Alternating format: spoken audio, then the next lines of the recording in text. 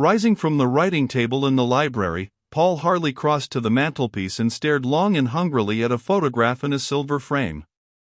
So closely did he concentrate upon it that he induced a sort of auto-hypnosis, so that Phil Abingdon seemed to smile at him sadly. Then a shadow appeared to obscure the piquant face. The soft outline changed, subtly, the lips grew more full, became voluptuous, the eyes lengthened and grew languorous. He found himself looking into the face of Ormuz Khan. "Damn it," he muttered, awakened from his trance. He turned aside, conscious of a sudden, unaccountable chill. It might have been caused by the mental picture which he had conjured up, or it might be another of those mysterious warnings of which latterly he had had so many without encountering any positive danger. He stood quite still, listening. Afterward he sometimes recalled that moment, and often enough asked himself what he had expected to hear. It was from this room, on an earlier occasion, that he had heard the ominous movements in the apartment above. Today he heard nothing. "Benson," he called, opening the library door. As the man came along the hall, "I have written a note to Mr. Innes, my secretary," he explained. "There it is, on the table. When the district messenger, for whom you telephoned, arrives, give him the parcel and the note. He is to accept no other receipt than that of Mr. Innes." "Very good, sir." Harley took his hat and cane, and Benson opened the front door. "Good day, sir," said the butler. "Good day, Benson," called Harley, hurrying out to the waiting cab. "Number 236, South Lambeth Road," he directed the man. Off moved the taxi, and Harley lay back upon the cushions heaving a long sigh. The irksome period of inaction was ended. The cloud which for a time had dulled his usually keen wits was lifted. He was by no means sure that enlightenment had come in time, but at least he was in hot pursuit of a tangible clue, and he must hope that it would lead him, though tardily, to the heart of this labyrinth which concealed what? Which concealed something, or someone, known and feared as Firetongue. For the moment he must focus upon establishing, beyond query or doubt, the fact that Sir Charles Abingdon had not died from natural causes. Premonitions, intuitions, beliefs resting upon a foundation of strange dreams, these were helpful to himself, if properly employed, but they were not legal evidence. This first point achieved, the motive of the crime must be sought, and then the criminal. "One thing at a time," Harley finally murmured. Turning his head, he glanced back at the traffic in the street behind him. The action was sheerly automatic. He had ceased to expect to detect the presence of any pursuer. Yet he was convinced that his every movement was closely watched. It was uncanny, unnerving, this consciousness of invisible surveillance. Now, as he looked, he started. The invisible had become the visible. His cab was just on the point of turning onto the slope of Vauxhall Bridge. And 50 yards behind, speeding along the embankment, was a small French car. The features of the driver he had no time to observe. But, peering eagerly through the window, showed the dark face of the passenger. The man's nationality it was impossible to determine, but the keen, almost savage interest, betrayed by the glittering black eyes, it was equally impossible to mistake. If the following car had turned onto the bridge, Harley, even yet, might have entertained a certain doubt. But, mentally putting himself in the pursuer's place, he imagined himself detected and knew at once exactly what he should do. Since this hypothetical course was actually pursued by the other, Harley's belief was confirmed. Craning his neck, he saw the little French car turn abruptly and proceed in the direction of Victoria Station. Instantly he acted. Leaning out of the window, he thrust a 10-shilling note into the cabman's hand. "Slow down, but don't pull up," he directed. "I am going to jump out just as you pass that lorry ahead. 10 yards further on, stop." Get down and crank your engine, and then proceed slowly over the bridge. I shall not want you again." "Righto, sir," said the man, grinning broadly. As a result, immediately he was afforded the necessary cover, Harley jumped from the cab. The man reached back and closed the door, proceeding on his leisurely way. Excepting the driver of the lorry, no one witnessed this eccentric performance, and Harley, stepping onto the footpath, quietly joined the stream of pedestrians and strolled slowly along. He presently passed the stationary cab without giving any sign of recognition to the dismounted driver. Then, a minute later, the cab overtook him and was soon lost in the traffic ahead. Even as it disappeared, another cab went by rapidly. Leaning forward in order to peer through the front window was the dark-faced man whom he had detected on the embankment. "Quite correct," murmured Harley, dryly. "Exactly what I should have done." The spy, knowing himself discovered, had abandoned his own car in favor of a passing taxicab, and in the latter had taken up the pursuit. Paul Harley lighted a cigarette. Oddly enough, he was aware of a feeling of great relief. In the first place, his sixth sense had been triumphantly vindicated, and, in the second place, his hitherto shadowy enemies, with their seemingly supernatural methods, had been unmasked. At least they were human, almost incredibly clever, but of no more than ordinary flesh and blood. The contest had developed into open warfare. Harley's accurate knowledge of London had enabled him to locate number 236 South Lambeth Road without recourse to a guide, and now, walking on past the big gasworks and the railway station, he turned under the dark arches and pressed on to where a row of unprepossessing dwellings extended in uniform ugliness from a partly demolished building to a patch of waste ground. That the house was being watched he did not doubt. In fact, he no longer believed subterfuge to be of any avail. He was dealing with dangerously accomplished criminals. How clever they were he had yet to learn, and it was only his keen intuitive which at this juncture enabled him to score a point over his cunning opponents. He walked quite openly up the dilapidated steps to the door of number 236, and was about to seize the dirty iron knocker when the door opened suddenly and a girl came out. She was dressed neatly and wore a pseudo-fashionable hat from which a heavy-figured veil depended so as almost to hide her features. She was carrying a bulging cane grip secured by a brown leather strap. Seeing Harley on the step, she paused for a moment, then, recovering herself, "Ellen," she shouted down the dim passageway revealed by the opening of the door. "Somebody to see you." Leaving the door open, she hurried past the visitor with averted face. It was well done, and, thus disguised by the thick veil, another man than Paul Harley might have failed to recognize one of whom he had never had more than an imperfect glimpse. But if Paul Harley's memory did not avail him greatly, his unerring instinct never failed. He grasped the girl's arm. "One moment, Miss Jones," he said, quietly, "it is you I am here to see." The girl turned angrily, snatching her arm from his grasp. "You've made a mistake, haven't you?" she cried, furiously. "I don't know you and I don't want to." "Be good enough to step inside again. Don't make a scene. If you behave yourself, you have nothing to fear. But I want to talk to you." He extended his arm to detain her. But she thrust it aside. "My boy's waiting round the corner," she said, viciously. "Just see what he'll do when I tell him." "Step inside," repeated Harley, quietly. "Or accompany me to Kennington Lane Police Station, whichever you think would be the more amusing."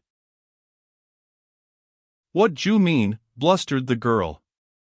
"You can't kid me. I haven't done anything." "Then do as I tell you. You have got to answer my questions either here or at the station. Which shall it be?" He had realized the facts of the situation from the moment when the girl had made her sudden appearance, and he knew that his only chance of defeating his cunning opponents was to frighten her. Delicate measures would be wasted upon such a character. But even as the girl, flinging herself sullenly about, returned into the passage, he found himself admiring the resourcefulness of his unknown enemies. A tired-looking woman carrying a child appeared from somewhere and stared apathetically at Harley. Addressing the angry girl, "Another o' your flames, Polly?" she inquired in a dull voice. "Has he made you change your mind already?" The girl addressed as Polly dropped her grip on the floor and, banging open a door, entered a shabby little sitting room, followed by Harley. Dropping onto a ragged couch, she stared obstinately out of the dirty window. "Excuse me, madam, for intruding," said Harley to the woman with the baby, "but Polly has some information of use to the police." "Oh, don't be alarmed. She has committed no crime. I shall only detain her for a few minutes." He bowed to the tired-looking woman and closed the sitting-room door. "Now, young woman," he said, sternly, adopting this official manner of his friend, Inspector Wessex, "I am going to give you one warning, and one only. Although I don't think you know it, you have got mixed up with a gang of crooks. Play the game with me, and I'll stand by you. Try any funny business and you'll go to jail." The official manner had its effect. Miss Jones looked sharply across at the speaker. "I haven't done anything," she said, sullenly. Paul Harley advanced and stood over her. "What about the trick with the serviettes at Sir Charles Abington's?" he asked, speaking the words in slow and deliberate fashion. The shaft went home, but the girl possessed a stock of obstinate courage. "What about it?" she inquired, but her voice had changed. "Who made you do it?" "What's that to you?" Paul Harley drew out his watch, glanced at the face, and returned the timepiece to his pocket. "I have warned you," he said. "In exactly 3 minutes' time I shall put you under arrest." The girl suddenly lifted her veil and, raising her face, looked up at him. At last he had broken down her obstinate resistance. Already he had noted the coarse, elemental formation of her hands, and now, the veil removed, he saw that she belonged to a type of character often found in Wales and closely duplicated in certain parts of London. There was a curious flatness of feature and prominence of upper jaw singularly reminiscent of the primitive Briton. Withal, the girl was not unprepossessing in her coarse way. Utter stupidity and dogged courage are the outstanding characteristics of this type. But fear of the law is strong within them. "Don't arrest me," she said. "I'll tell you." "Good. In the first place, then, where were you going when I came here?" "To meet my boy at Vauxhall Station." "What is his name?" "I'm not going to tell you." "What's he done?" "He has done murder." "What is his name?" "My God," whispered the girl, and her face blanched swiftly. "Murder! I can't tell you his name." "You mean you won't?" She did not answer. "He is a very dark man," continued Harley with black eyes. "He is a Hindu." The girl stared straight before her, dumbly. "Answer me," shouted Harley. "Yes, yes. He is a foreigner." "A Hindu?" "I think so." "He was here 5 minutes ago?" "Yes." "Where was he going to take you?" "I don't know. He said he could put me in a good job out of London." We had only 10 minutes to catch the train. He's gone to get the tickets. Where did you meet him? In the Green Park. When? About a month ago. Was he going to marry you? Yes. What did you do to the serviettes on the night Sir Charles died? Oh, my God. I didn't do anything to hurt him. I didn't do anything to hurt him. Answer me. Sydney. Oh, he called himself Sydney, did he? It isn't his name. But go on. He asked me to get one of the serviettes, with the ring, and to lend it to him. You did this? Yes. But he brought it back. When? The afternoon. Before Sir Charles's death? Yes. Go on. What did he tell you to do with this serviette? It was in a box. He said I was not to open the box until I put the serviette on the table, and that it had to be put by Sir Charles's plate. It had to be put there just before the meal began. What else? I had to burn the box. Well, that night I couldn't see how it was to be done. Benson had laid the dinner table and Mrs. Howett was pottering about. Then, when I thought I had my chance, Sir Charles sat down in the dining room and began to read. He was still there and I had the box hidden in the hall stand, all ready, when Sydney rang up. Rang you up? Yes. We had arranged it. He said he was my brother. I had to tell him I couldn't do it. Yes. He said, you must. I told him Sir Charles was in the dining room, and he said, I'll get him away. Directly he goes, don't fail to do what I told you. And then? Another phone call came, for Sir Charles. I knew who it was, because I had told Sydney about the case Sir Charles was attending in the square. When Sir Charles went out I changed the serviettes. Mrs. Howett found me in the dining room and played hell. But afterward I managed to burn the box in the kitchen. That's all I know. What harm was there? Harm enough, said Harley, grimly. And now, what was it that Sydney stole from Sir Charles's bureau in the study? The girl started and bit her lip convulsively. It wasn't stealing, she muttered. It wasn't worth anything. Answer me. What did he take? He took nothing. For the last time, answer. It wasn't Sydney who took it. I took it. You took what? A paper. You mean that you stole Sir Charles's keys and opened his bureau?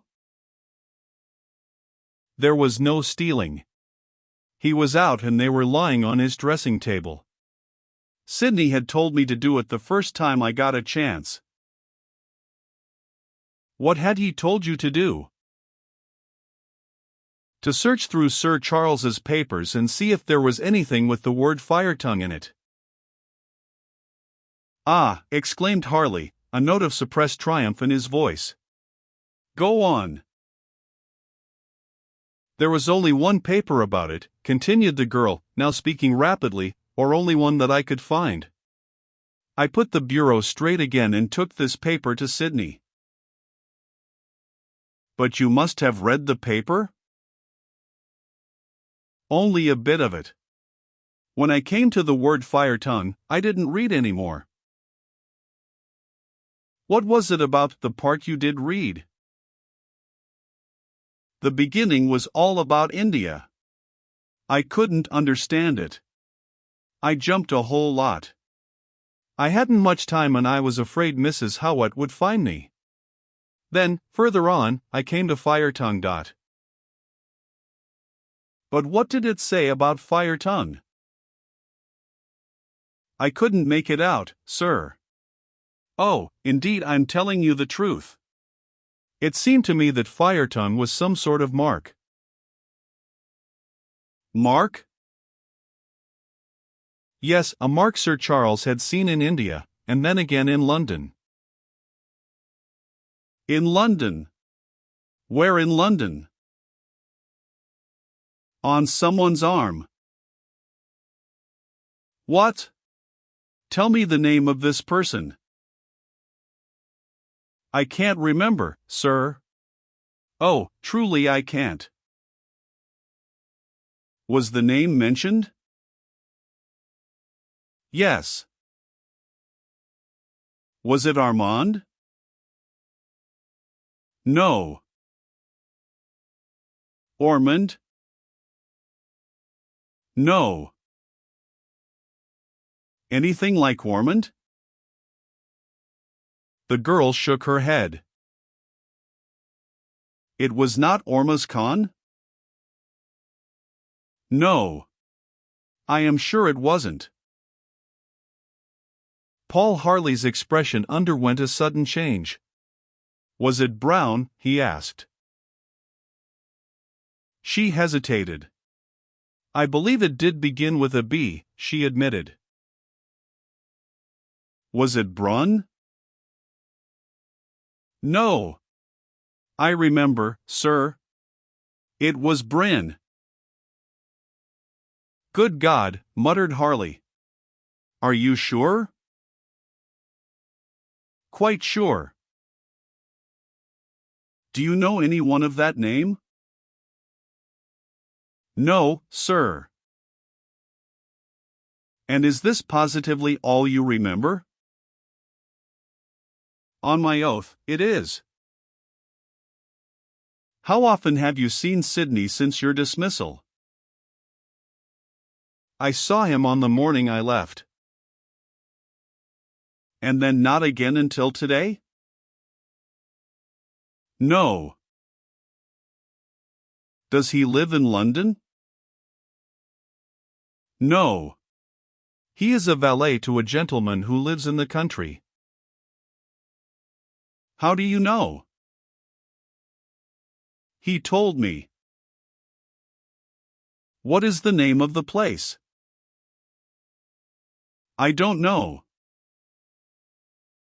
Once again, what is the name of the place?